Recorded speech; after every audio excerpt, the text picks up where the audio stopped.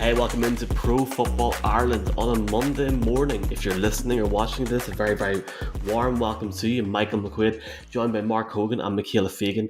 Just after week 15, Saturday and Sunday of the NFL season, we had 3 games on Saturday night. And if you're like me and you stayed up on Saturday night and then watched the World Cup and then watched the week 15 Sunday, you're probably tired this morning. So look, we'll get through this together. I'm excited to talk some football on what was, frankly, I'll start with you, Mark, mate. Obviously, welcome in, man.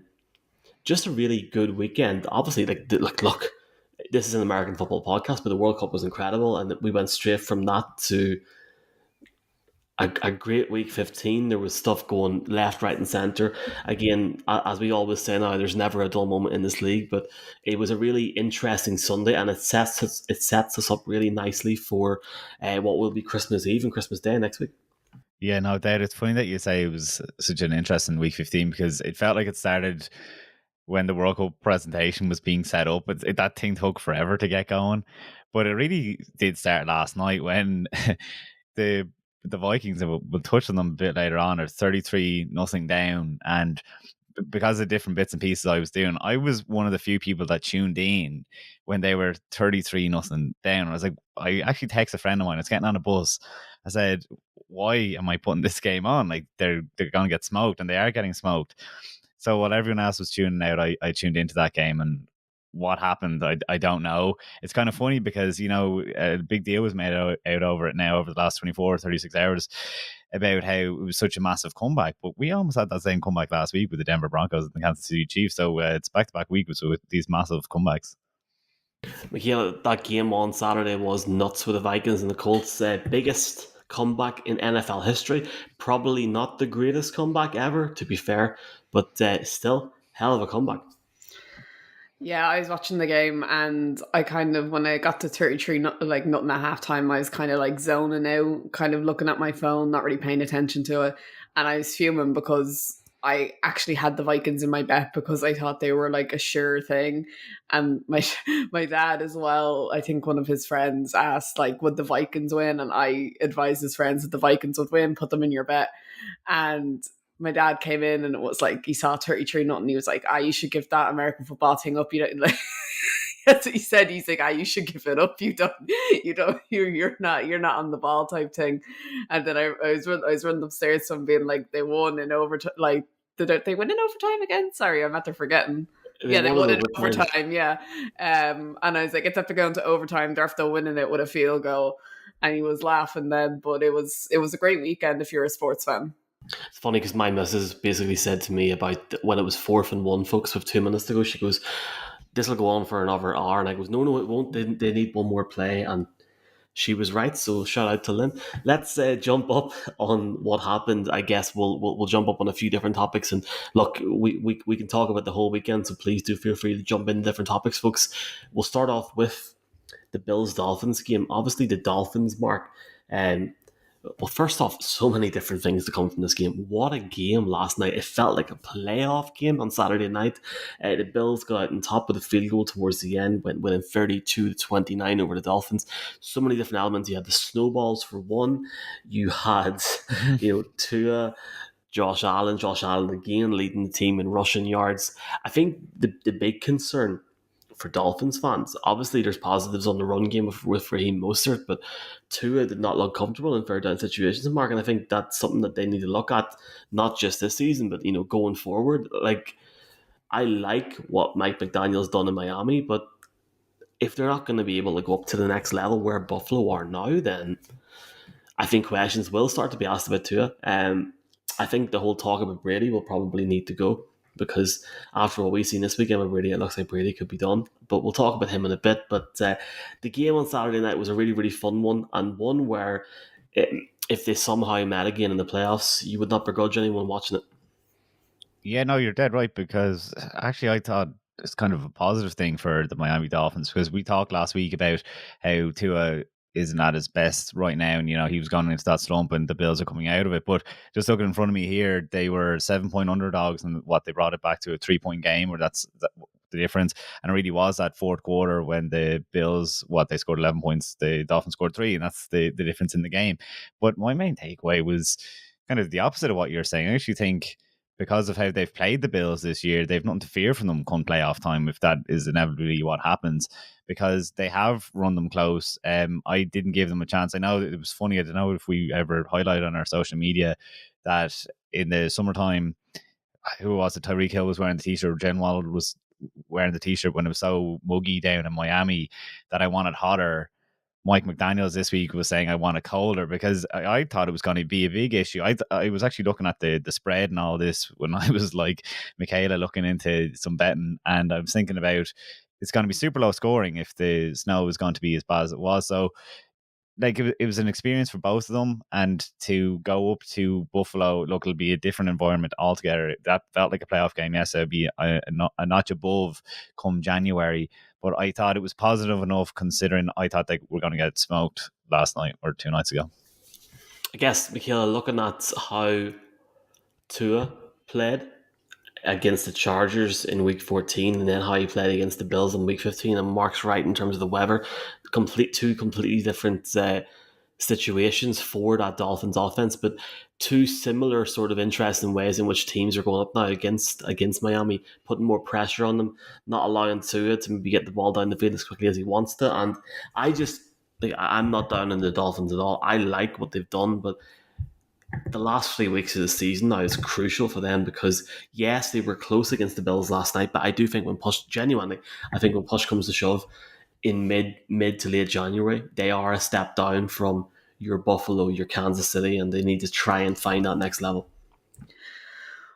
The thing about Miami was that they were so hot during a specific time of the season, and Tua has obviously been in talks for the MVP. I think personally he's really, really fallen away from that now. I don't think anyone is considering him up there as MVP with Jalen Hurts and Patrick Mahomes. I think they're the two leaders going into it now for the rest of the season. But my biggest takeaway from Tua and the Dolphins is looking at that game last night. He didn't play badly. He didn't throw interceptions. He actually made some beautiful throws. But you compare him against Josh Allen, like Josh Allen had twice more touchdowns than him. Tua had 2 and Allen had 4. And I said this, I think, last time, that it's just Tua's going up, when he goes up against elite quarterbacks, he seems to not play well, or the Dolphins don't seem to get there. Like, they've come up against the 49ers and he had Jimmy G for like a couple of minutes, but then he couldn't get it done against Brock Purdy, and then Justin Herbert he couldn't get it done against, and then this time it was Josh Allen. So I think the Dolphins are choking a little bit, I feel like, because everyone, like, I genuinely thought they were going to probably be the AFC Championship. I could have saw them getting into the Super Bowl, but now I'm like, no chance. They're going probably as far as the divisional round, and that'd be it. But yeah, they're like I said, they're just choking a little bit now. I think they will win their last 3 games. They have the Green Bay Packers, they have the Jets and the Patriots. They'll win them easily, but I don't see them getting far in the playoffs.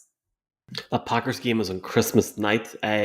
Mark, I wanted to just bring up a few other things. Obviously, since we last talked on this podcast, Cole Beasley, I was very surprised he went back to Buffalo, because he was retired. On a podcast that I was producing, and he basically said, I don't want to get him in trouble here. He basically sort of implied that he wouldn't be going back to upstate New York, and he has. Fair play to him. I wish him, obviously, really, really nice guy.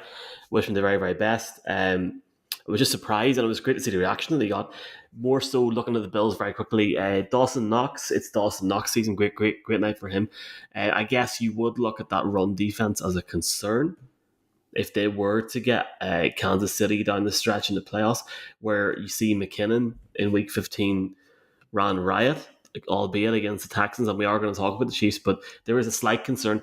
And I know there was the weather situation and you were going to run the ball more, but they still got the yards up against them. I'm going to almost park the conversation purely because I think it's worth talking about in the next few weeks.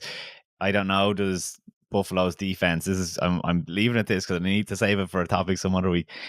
I don't know if Buffalo's poor run defense is going to come against them, because all the series teams, the series outfits that are going to the playoffs, our past first teams, maybe you'd have to be worried about Cincinnati. I know what you're saying about Jarrett McKinnon, but like he's done his most damage in the passing game. It's actually Isaiah Pacheco is still the number one guy in Kansas, and I don't think that they're like it doesn't scare you like the Eagles in the NFC, or it doesn't scare you of the Derrick Henry teams of old. Or, you know, if a Nick Chubb was going to be in the playoffs, or even Lamar, if he's out for the Ravens, that rush isn't there. So it's something that I was going to look into a bit more, and we'd kind of come back to it. But I would say something, if I want to add something interesting to it, is when you look at the Buffalo Bills, 3 weeks ago, was it 4 weeks ago? I'm going to say to push, that division leader wasn't Buffalo. And we were saying how close it is and how competitive the AFC East is all of a sudden. And now they have a 3-game lead in that division and a playoff spot clinched, right? It's not that they have the division title, it's just the playoff spot clinched, yeah. Playoff spot clinched. I think I think they can seal it next week. From my it's just crazy that they have the 3-game lead, and the Patriots and Jets have both dropped out of the playoff spots. Or maybe they're still just about hanging in the playoff spots, but I think they might have lost it to the Chargers today. Time will tell. Finally, Michaela, I'll just say this about the Dolphins. You'd think Pennies or Primark could make a fortune with Jalen Waddle Penguin jerseys. Guy's unreal. I love Jalen Waddle. I put him in my bet to get a touchdown, and he came true. And I love his celebration. He's so good. I remember when I was in Florida, in Orlando in February, just as just a story related to Waddle, and I went into this like little sports shop. Like, it wasn't one of the big sports shops like Dick's Sporting Goods or anything like that. It was just like a kind of independent one, and the guy had like all the jerseys, and he had number 17 for the Miami Dolphins, and I actually thought that was Ryan Tannehill's old jersey, and he was like, "Oh yeah, maybe it'll sell better if I flip it around, and people can actually realize it's Waddle number 17." But you saw like everyone in the World Cup was doing this celebration as well. He's going to make a fortune off Penguin merchandise. I met a guy in Belfast last week with a Jalen Waddle jersey, so hello to you if you're listening. Right, anyway, let's jump in. There's a lot of Dolphins fans in Ireland. This can be a conversation for another time. Right, contenders in the NFC. Now, Mark, I know you wanted to talk about this here.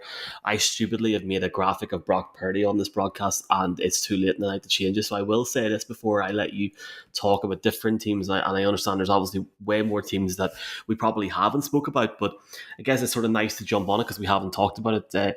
Thursday night, the game, the Niners Seahawks, was a real baptism for this Niners team, for Brock Purdy, and to see his relationship with his offense is unreal. The Dre Greenlaw looks class, George Kittle, enough of the Niners, but just as we now go into, frankly, at the time this goes out, we're now starting to look at week 16 into a Christmas week with a few more weeks afterwards, only 2 weeks afterwards.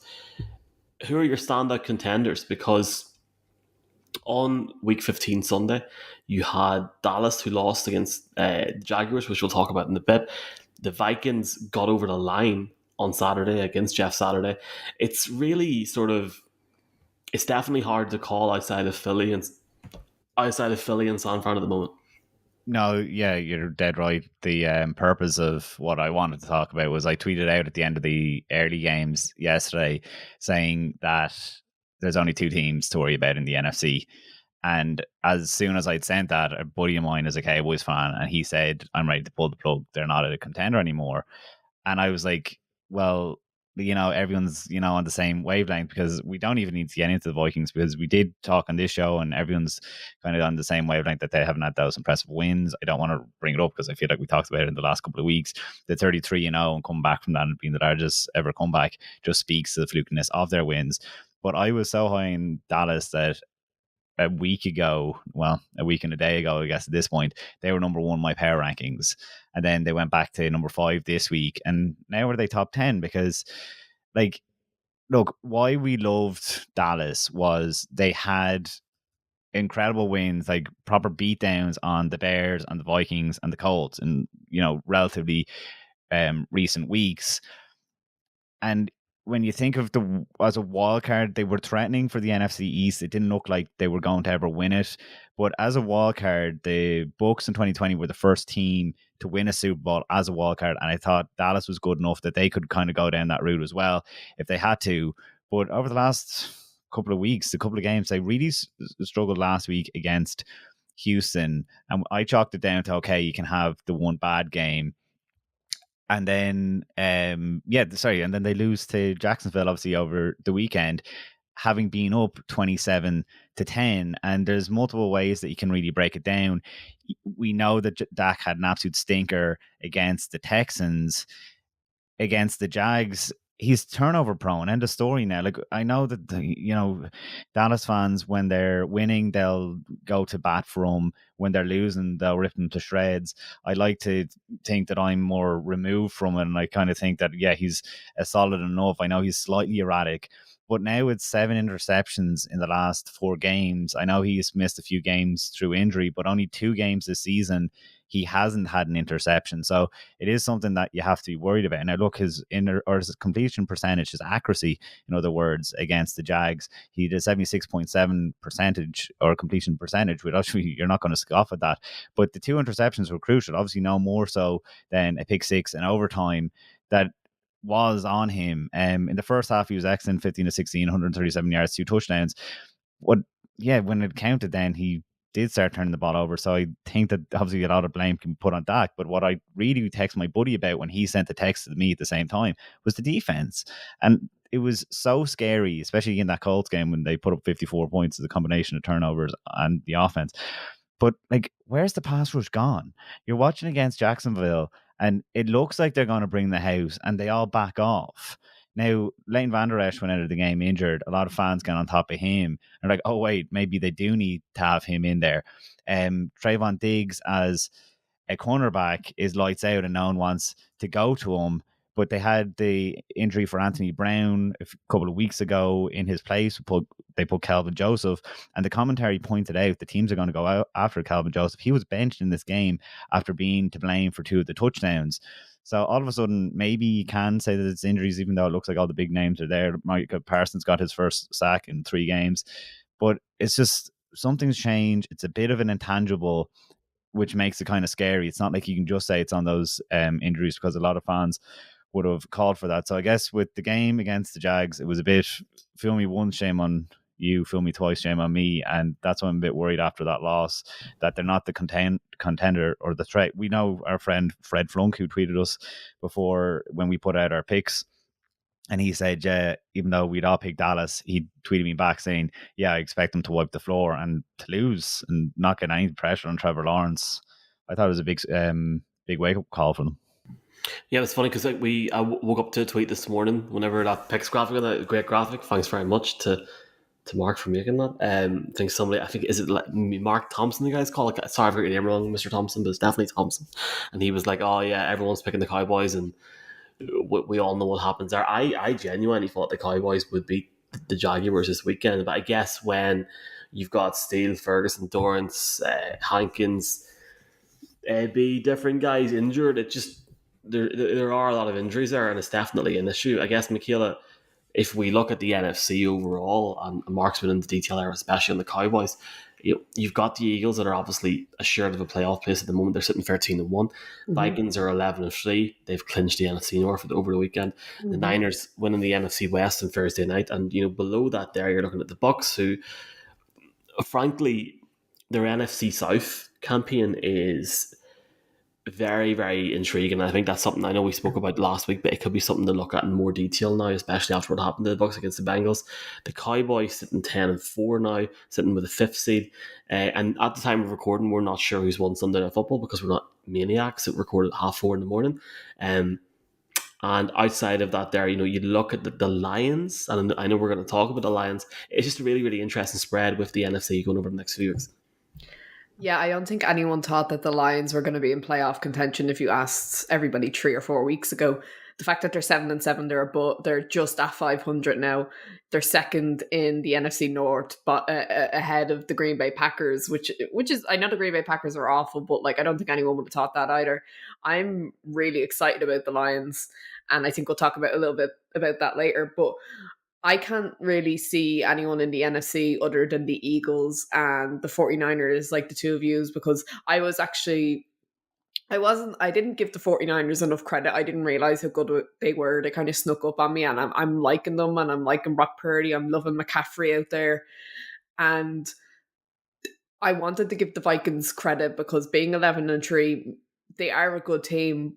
But kind of watching that game yesterday, now I know it must have took a lot of resilience and a lot of courage even and skill to come back from 33 and nothing. You have to be so determined and in the game because if I'm not in that lead, but if I was 33 down at the halftime, I'd probably be like, this is over. I'm not even going to try. So credit where credit's due. They came back and they won, but it was against the Colts. The Colts aren't good. They're 4-8-1, and when the Vikings started putting points on the board, I was like, this is gonna be 28-3 again. This is literally gonna be Matt Ryan losing the Super Bowl to Tom Brady. But like I said, the credit where credit's due, but it was against the Colts. It's like if you do it against the Eagles, then oh my god, you're up there. You could win the Super Bowl. But the fact they should have bet the Colts easily, and the fact that they gave us all their fans and everyone who put them in their bet heart attack material, there was no need for it. They were playing all their starters. They were playing Jefferson. They were playing Cousins. There was no need to be down by that score to the Colts. So I think, for me, I think, did I say they maybe would? I thought they were going to be in not the Super Bowl. I thought they'd lose to the Eagles in the NFC Championship, but I don't see them getting to the championship now. And then the Cowboys, I don't think Dak Prescott's the answer for the quarterback for the Cowboys. I know it's hard to find a franchise quarterback, and they obviously found a diamond in the rough with him. He was taken in the fourth round. But to me, he's like, I think I said this before, I think he's hit his ceiling. I don't think he can bring them any further. Every time he's kind of like Aaron Rodgers. No, I'm not comparing him to Aaron Rodgers. Aaron Rodgers is 100 times better, but he's kind of like Aaron Rodgers in the sense of they can only get so far in the playoffs. And I like Mark was saying, he's thrown a lot of interceptions over the last few games. I think he has, now I know he was injured, but he had I think he has 14 throwing touchdowns, 1 rushing, and 9 interceptions.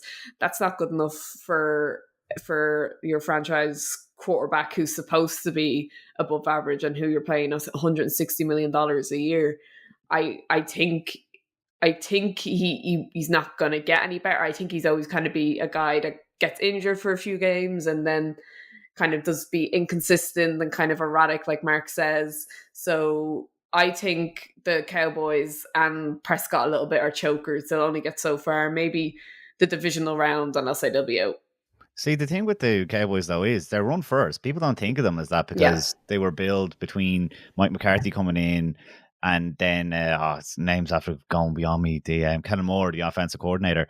And then because they had CD Lamb and even dating back to last year, having Amari Cooper, but they're not. I had to bring in, because of Kyler Murray getting injured, I had to bring Dak Prescott in my fantasy team. I was like, it's all Pollard and Zeke Elliott, and watching the game, that's how it played out. So maybe that's how they're going to be able to beat some teams come playoffs, or if they were to make a run, it's going to be on those guys. But obviously they came unstuck against the Jags with that kind of play calling on Sunday. Let's take the Cowboys and talk about their opponent next. I know we've talked a good bit about the Cowboys there, but I have to give it, Mark, to Trevor Lawrence. He looked like a top 3, top 4, okay, maybe top 5 quarterback this weekend in the NFL when he was playing the Dallas Cowboys. But more so, it was Zay Jones who had that stunning performance with 3 touchdowns on the day. But I guess the thing that makes me think, Mark, that nobody wants to go near this Jaguars team at the minute, or doubt them at your peril, would be the defense. That interception with Jenkins, who then brought it back for 50 odd yards and a touchdown, is one thing, but the pressure that they put on this Cowboys team today was just, honestly, man, it was sort of scary to look at. I know they're not by any means the finished project at all in this league, but you can see a serious improvement with Doug Peterson and both the offense and defense in Jacksonville. They, to a point, not a massive point, they did contain Tony Pollard. He only had 70 odd yards rushing.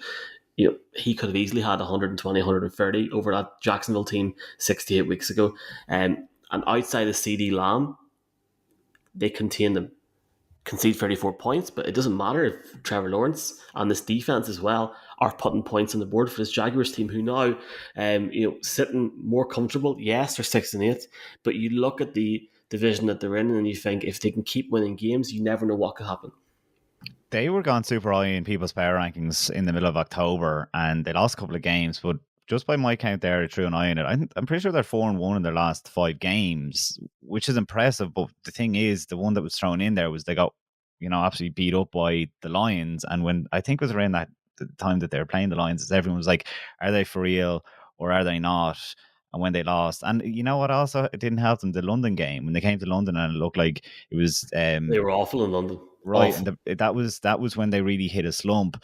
But I think what you're pointed towards is, yeah, they don't fear anyone, and they're the Lions of the AFC, that they're playing for their coach, they're playing for one another. They know that they're being, not taken serious, etc., etc. But going back to your Trevor Lawrence, that was his best game as a pro. Zay Jones was the guy that you're going to point to because he put up the numbers, but I was really impressed with his connection with Christian Kirk again. I thought they should have gone to him more. In fact, maybe it was that you had cornerback on him, Diggs. I can't get it. Trayvon Diggs. Maybe it was because they had Trayvon Diggs on. Now I doubt it because Christian Kirk plays out of slot a lot, but I really like that connection that they had there, that between Zay Jones and then with Etienne. Like, okay, the one mistake that Trevor Lawrence did, a lot of teams won't forgive you, when he had lots of first down territory. Sorry, what am I saying? He had the ball, he breaks away, he picks up a first down, all of a sudden he runs too far, and an opportunistic Dallas defense makes him fumble, and they turn it over, and it looked like the game was gone from at that point. Like, basically they could have iced the game if he just slid. So he still obviously is growing. But for a guy that people were labeling a bust, for all the conversations about who the best quarterback out of that draft class last year being Mac Jones, that is starting to be wiped away. And you can forgive him because, yeah, sometimes it does take 2 years. They talk about the third year being the most important, and Trevor Lawrence has shown all the signs. And with the way that the Titans are playing, 2 months ago we were saying there's no chance, like the division is just so poor that they'll, by default, they'll get there, and it's nice to see a bit of life coming from the Jags.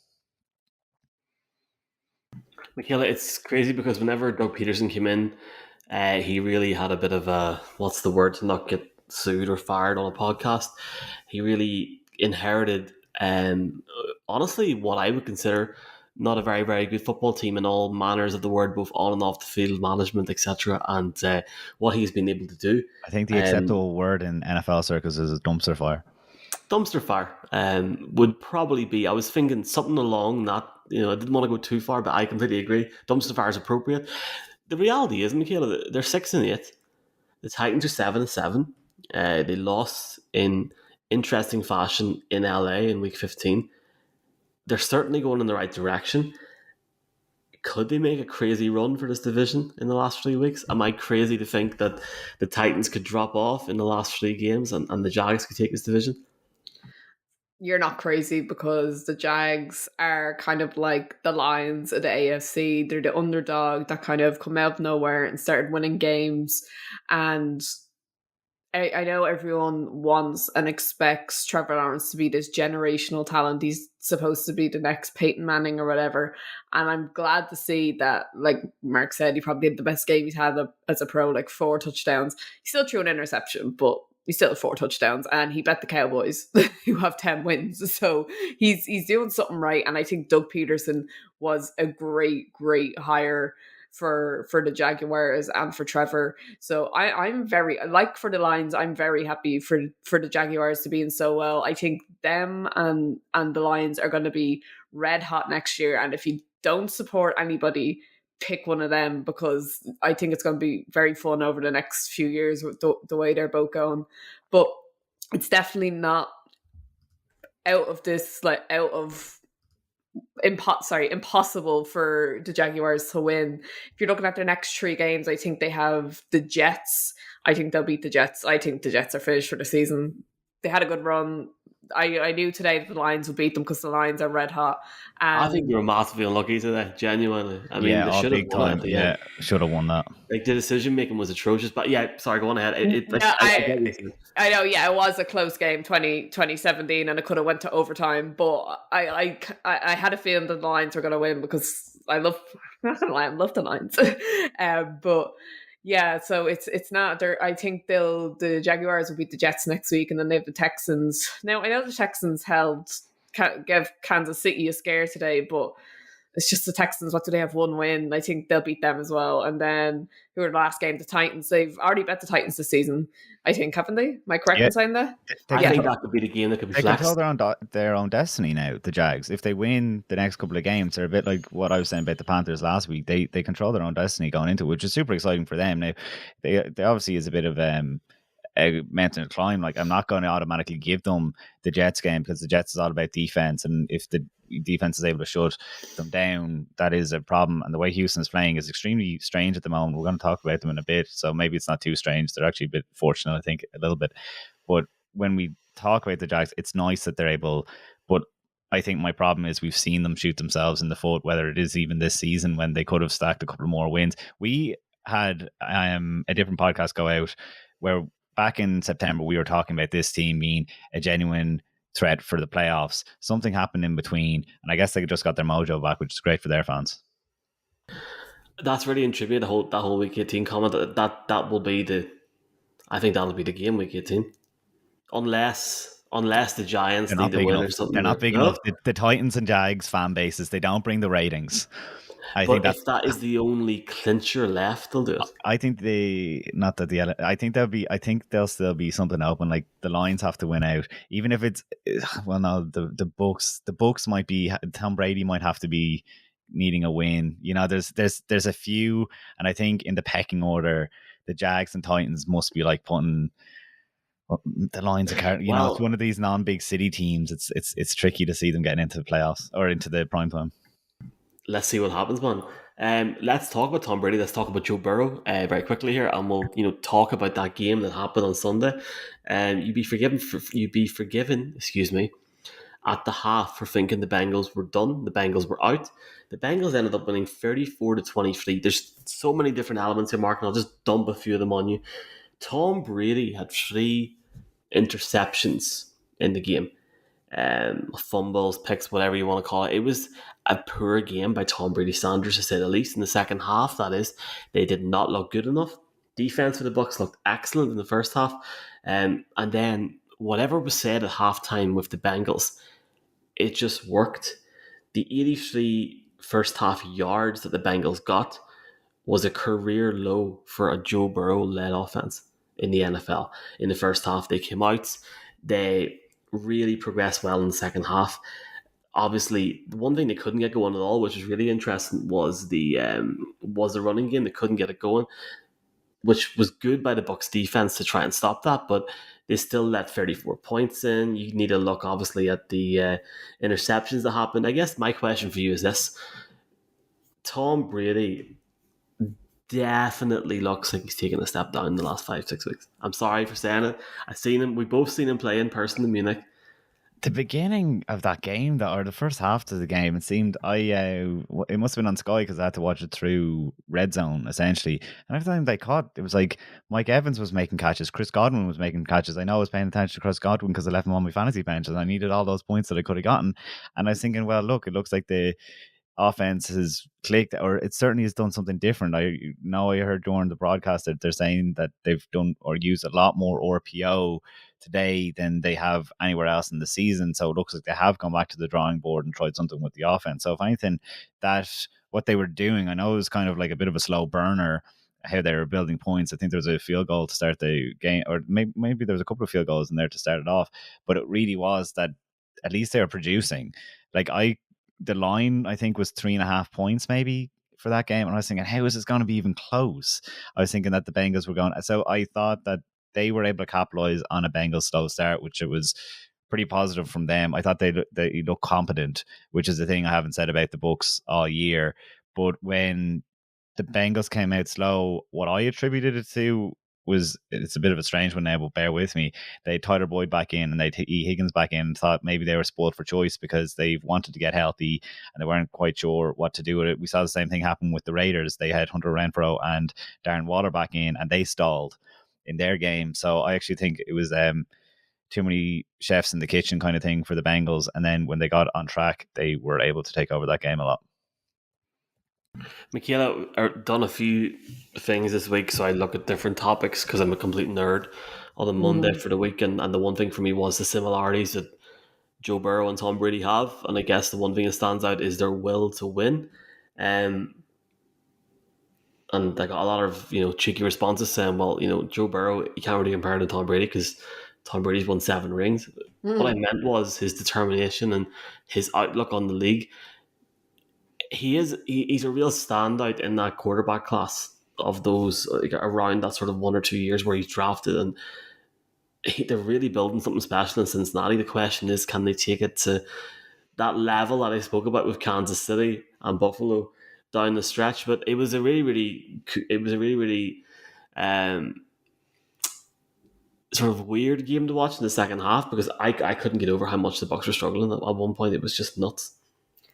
I couldn't believe that the Bucs were beating the Bengals by a good margin at one point of the game, and I was like, here we go. We all said the Bengals would beat the Buccaneers, and I always say, don't bet against Tom Brady, and the weeks that I do bet against him, he goes and wins. So good to see that the Bengals actually did win because they deserve to win because they're probably the third best team in the AFC after the Chiefs and the Bills. And I do get the comparisons that everyone is saying between Burrow and Brady. They say they're obsessed with proving that they're the best, and it's good to know. I'm sure there's a lot of quarterbacks and there's a lot of players in the league who are like that, but it's good to know that I do see similarities between Burrow and Brady. So Burrow's definitely going to take over that mantle of kind of the chip on the shoulder. I need to keep proving that I'm the best and I'm good. And I wonder what the Bengals are going to be like if they just get a few more pieces. If the O-line is one of the best in the league, if they get like the Eagles had 2 standout corners in Slay and Bradbury. So if the Bengals had players at positions like that, they'd be so scary. I'd put them ahead of the Chiefs if they just fulfilled a few more positions, and the O-line was like one of the top units in the NFL. But yeah, I think I did kind of think the Bengals were a one-hit wonder at the beginning of the season just because they started so poorly. But it worked out well for them because they've hit their rut. Basically, their rut was at the very, very beginning of the season, and they're playing great now, and they're winning a lot of their games, and they're a sure thing for the playoffs. So, the Bengals and Burrow, I think, will go far in the playoffs this year again. When you're talking about the similarities, there was a stat thrown up during the broadcast that Joe Burrow threw his 14th fourth quarter touchdown. That was on the next drive equaled or surpassed by Brady by 1. So when you're talking about like clutch players, that is the biggest similarity, that Joe Burrow is a never say die quarterback. Look, you can say Justin Herbert has a bit of that. We're not going to be touching on that game in this, but what they did at the end of theirs. But yeah, I do think that there is a clutchness to Joe Burrow's game that you don't count out. The Matty Ice of the world, they earned the monikers, and I think that Joe Burrow won't be long getting one of those names to him. Let's see what happens with how long Burrow might play. Maybe he might play. He's 40, never mind 45 or 46. This is a really interesting topic. And Mark, you suggested this topic about maybe the Chiefs being in a bit of a rut. Now, as a Denver Broncos fan, I hate the Kansas City Chiefs as much as anybody. Now, for people on the podcast listening, I respect them. I think they're a hell of a team. Patrick Mahomes is a great quarterback. So I'm intrigued, Mark, to hear why you think they're in a rut. Now, I understand why you would say that because they struggled to get over the line against a Houston Texans team that, frankly, okay, they've shown some signs this season with Lovie Smith, but they're still 1-12-1 for a reason. Chiefs obviously get over the line. They didn't start the game well, to say the least, but I thought they done okay. And you're right. I know I messed up on the McKinnon situation when you got Pacheco in the run as well. And when look, when Mahomes can get the ball to Travis Kelce and that touchdown grab by, was it Valdez-Scantling, was class. Like, I don't think they're in a rut. I think it's a sign of a good team that can grind out a result, man, whether it's in overtime or whether it's with a minute to go in the fourth quarter. Yeah, so I think I'm going to go in a direction that you obviously aren't expecting here. This is Kansas City in a rut. That's not a negative. Like, this is probably the worst we've seen with Patrick Mahomes as a team. I mean, they struggled against the Texans. They didn't lead at any point during the first half. Like, at the end of the day, they were 14.5-point favorites. They were favored by more than 2 touchdowns to win this game, and they needed to go to overtime. Last week, they looked excellent to start, but if we're, talking about consecutive quarters, they soaked against the Broncos after taking that 27-point lead. Like, maybe they rest on their laurels, give them a break for that. And the week before that, they did lose to the Bengals. So when you're talking about a 3-week, stint, they haven't been super impressive. But this is kind of what I teased at the beginning of the show. They still torch the Texans in any statistical category. I mean, it's over 500 yards of offense versus 219 for the Texans, 313 passing yards versus 125 passing yards, 6.6 yards per play versus 3.8 yards per play. So even though it was close on the scoreboard, I think that what really got to them was there was a lot of penalties. They way beat out Texans in the penalty category as well. But that's what I meant by the Chiefs in a rut. This is them in a rut, but it just shows how good they are when they're stuck like this. And what I really like to see is, like we've talked about with Jerick McKinnon there, I knew the name from somewhere when Clyde Edwards-Helaire went down. I was thinking, wait, why is McKinnon so familiar? And it's because he was great as a backup with the Vikings for years. And I know he's been with Kansas City. He hasn't been heavily featured. They let him hit the open market this offseason. And after he didn't latch on with anyone else, they re-signed him for a year deal. But where he's really doing his damage is in the passing game. I mean, yesterday he had 10 rushes for 52 yards. He had 8 catches for 70 yards. Obviously, he added 2 touchdowns, and last week he had 134 total yards. So I think what I really like out of Kansas at the moment is, even through this kind of spell that they haven't been as super dominant, they're still introducing us to a new name. His name is Jerick McKinnon, and as we go into the playoffs, he's certainly, if you're in your fantasy playoffs, he's obviously not there in the waiver wire anymore, but you definitely wanted him on your team because they have introduced a new weapon that they're going forward with. And whereas everyone else knows their guys by now, I just love Andy Reid's ingenuity that he always has a card in his back pocket and they're playing it. And do I think they're going to lose any games? No. That's where I am. That's where I kind of come with the rut thing. I hope I cleared that one up. Absolutely, and it's funny because I've had different conversations similar to this in different podcasts about if this is how they're playing now, what are they going to be like come January? So I get it completely. Michaela, here's one for you. Mahomes' 87.8 completion percentage against the Texans on Sunday. It's the highest in the history of the league in games with 40 plus pass attempts, 36-41. 7 times in a row they've won the AFC West. They're not in a bad place anyway, are they? Just going forward, just over the next couple of months. When Mark originally brought up this topic and said they're in a rut, and I was kind of like, what is he on about? How are the Kansas City Chiefs in a rut? They're 11-3, and then I went back and looked at their games. And I'm like, oh my god, he's actually right. They barely got over the line against the Texans. They had to go to overtime to beat the Texans, who are arguably the worst team in the NFL. Do not have any direction whatsoever. And then their other game, who was their game before the Texans? They lost to the Bengals. They've lost to the Bills and the Bengals, haven't they? They lost to the Bengals, yeah. And then the other game, Broncos. They last week the Broncos, they were nearly got an upset against them, and the Broncos, don't get me wrong, Michael, I do not dislike the Broncos. I actually kind of like the Broncos. I just don't like Russell Wilson. And the fact that the Broncos, who are terrible this season, also give Chiefs fans probably mini heart attacks. Just kind of, Mark's right, they are in their little rut. I didn't understand when he first said it, but I understand it now, because looking back at their last 3 games, they lost to the Bengals.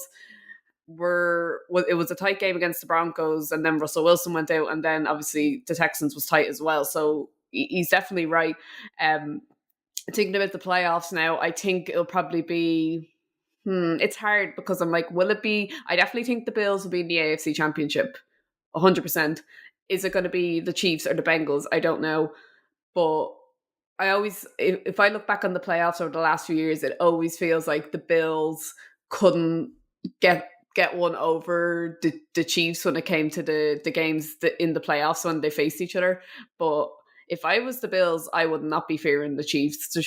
There's something about the Chiefs. It's infuriating how good Mahomes and Kelsey is. Don't get me wrong, but I think I've said this before. They don't, and I think I mentioned it a few minutes ago as well. They don't have enough pieces for me. They don't have enough star power. Obviously, they have Mahomes.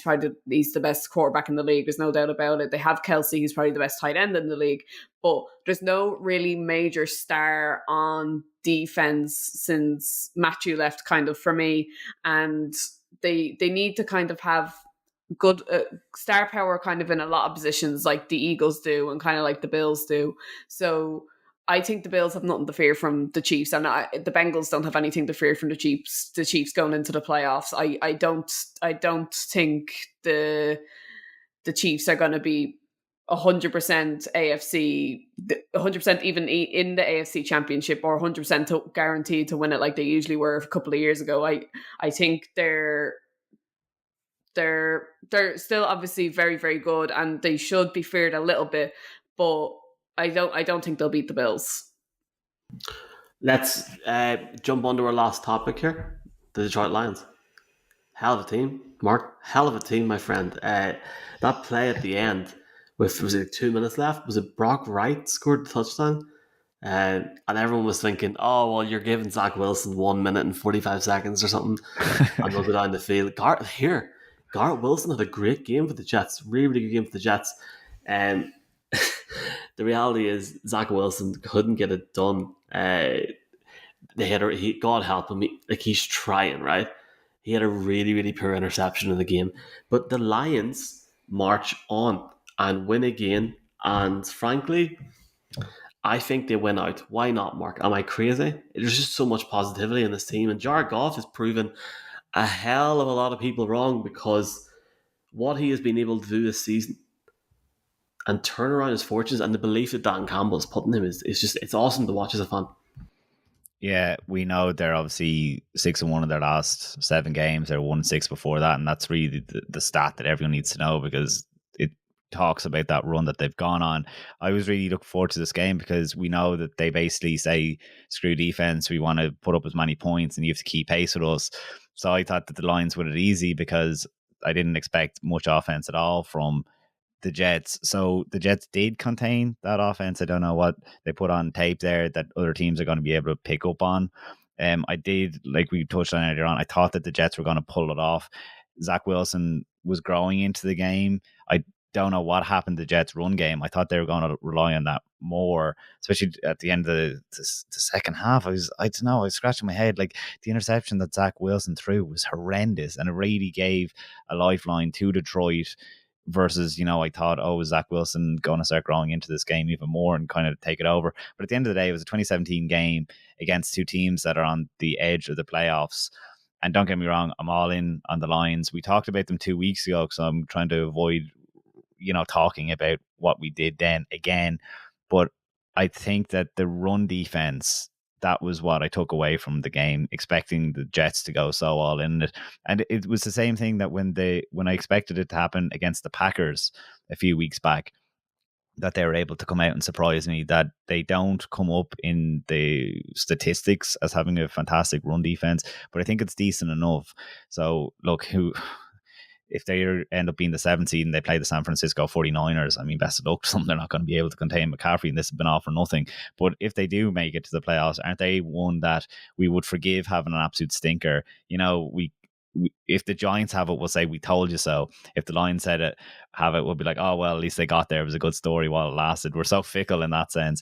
But I'm not as hot on them after the Jets game. I think that's the best way of putting it. Again, I think the Jets have a good defense. So, I can't say that I wanted the Lions to put up tons and tons and tons of points. But when we've seen them against the likes of the Eagles, I've talked before in the beginning of the season, they put up a ton of points, and that's how they competed with the team. That's their calling card, is scoring and scoring and scoring. And I didn't get to see that out of them on Sunday, so I'm a bit disappointed. It's interesting, Michaela, because the Jets put up a fight, but the Lions get over the line. I would almost put the Lions like the Morocco of the World Cup in the NFL this season. Who knows what they can do in 1 week of the playoffs? It could be, if they got the Niners, who knows? Why not? Like let's. I'm joking. No, all right, Mark. Please no. I want For that people on the NFC podcast, Championship game. All I am saying is Brock Purdy looked fantastic in Seattle the other night, but he is going to have a bad game, whether it's in the next 6 weeks or if he's QB1 next September, that whole debate can start. He is going to have a poor game. I think Who's called to say it Shannon's could be again? offense. I think it's called Shannon's offense. That's what I keep on putting it back on. That's why Jimmy Garoppolo was able to succeed, and it's all to do with Kyle Shannon. And we've talked about it on the show, so I'm not going to harp on it. No, that's not the point. We're talking about the Lions. But I just watching them on Thursday Night Football, I really, really enjoyed watching the 49ers on Thursday Night Football because they were able to, I suppose, do anything I wanted to see. And the Debo news obviously is good news for them. A week ago, we didn't know what was going to happen with him. Obviously, he's going to be back a bit sooner than expected. So when it comes to that, I think that, I wouldn't want the Lions dumping the 49ers out prematurely out of the playoffs. What do you think of the Lions, Michaela, just while we wrap up? They're my favourite underdog story in the NFL this season. I did not think they'd be in the position they are. They're at 0.500, they're at 7-7, which is an achievement in themselves for a rebuilding Lions, to be honest. I think they'll go 10-7. I think they'll win their last 3 games. They don't have very, very tough opponents, so I can easily see them getting into the playoffs. I don't think they'll go far. Maybe a wild card spot, and then if they're very, very lucky and are in their best high scoring, putting up points, that's what the Lions do, then they can make it to a divisional, but that would be the end of it. But that's not bad. That's a miracle coming from the Lions that we saw at the beginning of the season. And I'm saying this now, if I wasn't an Eagles fan, I'd be a Lions fan. I don't know why. There's something about them. It's not even the head coach. It's just kind of like they're actually a good team and everyone's been ignoring them. They're kind of the underdog that I root for. And I do feel like bad a little bit for Jared Goff because he kind of he got thrown out of LA for Matthew Stafford, and kind of, I remember when he got traded to Detroit, he was kind of like, I'm just happy to be playing for a team that wants me. And to be honest, I don't even think they wanted him back then. He was just included in the trade. But I think he's proved that he's their franchise quarterback going forward. I would not, if I was the Lions, I would 100% not be looking for another quarterback. He's their guy. If I'll say, I think he's their guy going forward. If he has a similar season to next season, he's 100% their franchise quarterback. They can stop looking.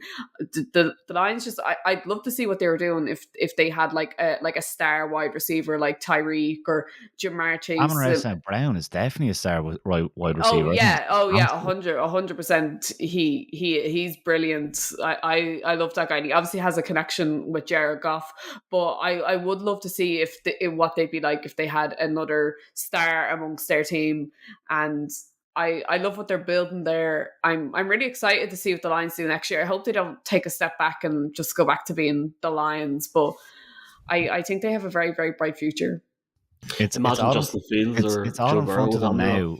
It's all in front of them now, but you know what? I will say the Jared Goff thing is a really interesting point because even when he was traded for, I spoke to David Burkett. He writes for the Detroit Free Post. It's big newspaper over there that part of the world. And the conversation at the time was whether they were going to take Trey Lance in the draft because Trey Lance wasn't supposed to go number 2 at the time. But they had the number 7 pick, and in fairness, they committed to Jared Goff. When that trade was made, everyone said it was a salary camp or a salary dump. So it is great that they've stayed with Goff. I wouldn't blame them for going for a quarterback next year. You do have to keep on looking to the future. I think that it's entirely a possibility, even if they were to make the playoffs. But I do think it's been an exciting story, and there's no point in us even talking about next year because it's all ahead of them right now, and they can absolutely make the playoffs. I think that the Chicago game in a couple of weeks' time is definitely going to, like I just touched on the run game there, with the way that Justin Fields put it up to Philadelphia over the weekend and how they have David Montgomery. I don't think it's a sure thing. that the Lions win out. But if they play to their capabilities, obviously their own running backs, DeAndre Swift and Jamal Williams, have been having a fantastic few weeks themselves. So, I mean, it's exciting, obviously, if you're a fan. And it's great because the first week of the season, they said that tickets had sold for their week one game like they hadn't seen in years and years and years in Detroit. It did take a bit of a dip when they went 1-6 those first few weeks, but obviously they're all back on board now. And it's coming into the year, there was expectations around Detroit. They didn't look good until the last 7 weeks, but now it's looking great. Let's see what happens with Detroit over the last few weeks of the season. And I think we will let's just wrap it up for the week. I think that's it. I will very quickly say two things. First off, a big congratulations to Donna Bates /Antrams, Alexis McAllister for winning the World Cup. He's basically Irish, so I'll say no more there. Do you know? And yeah, we just got to mention for Raiders fans, for Patriots fans, what in the frig was going on in that last play? Hi. Wow. They didn't deserve it. They certainly didn't deserve it. New England was all over them. I was tweeting our friend, our Raiders friend, Michael, you know his handle better than I because I forgot it a few weeks ago. Raider Lee or Irish Raiders? JWB, is it? Yeah, it's Raider Lee anyway. I thought you'd have the name. Irish Raiders JWB. I forgot it a few weeks back. But like I tweeted him saying the Raiders, like McDaniel came from New England when he was with Denver, he was able to beat Bill Belichick because he knows what he wants to do on defense. So I think it's extremely frustrating if you're a Raiders fan that you have Hunter Renfrow and you have Darren Waller back in the mix and you cannot get Devontae Adams open. It's as soon as they take a lead, it's Josh Jacobs screen pass. Josh Jacobs screen pass. Try and say that 10 times. I'm struggling big time trying to get it. Maybe it's the time. But I think what the Raiders are doing, it's not fun as a fan. Like, yeah, they pull off the win, but like, what a fluke win. It's like there's those, lateral, and all of a sudden Chandler Jones comes up.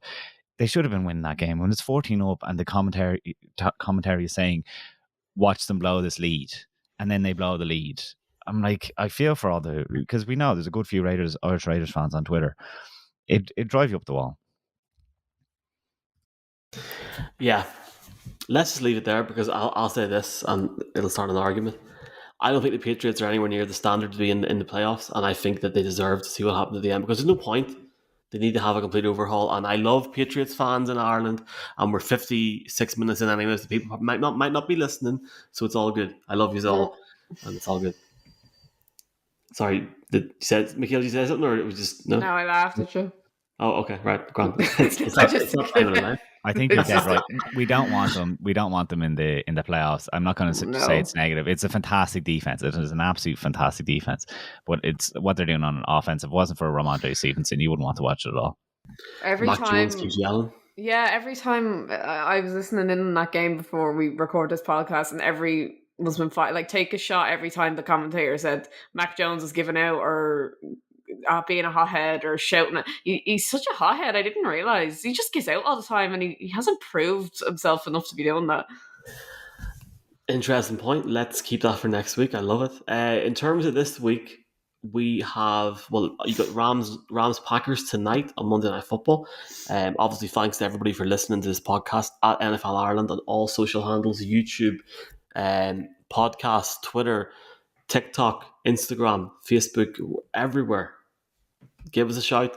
It's all good. Social bios in the handles. I have made the executive decision to put our Christmas preview podcast out on Wednesday this week without telling these two people, just because it's Christmas. And the last thing I know you want to be doing, folks, is sitting listening to us on Friday before Christmas Eve. Maybe you do. That would be great. Do interact with us if you do. But let's put it out a bit earlier so you have it earlier. And I'll get it out as soon as possible on Wednesday whenever I can. But for now, Michael McQuaid, Mark Hogan, Michaela Fagan, folks, thanks a million for joining us. And let's see if Baker Mayfield can make Michaela excited Monday Night Football. Chat to you soon. Baker.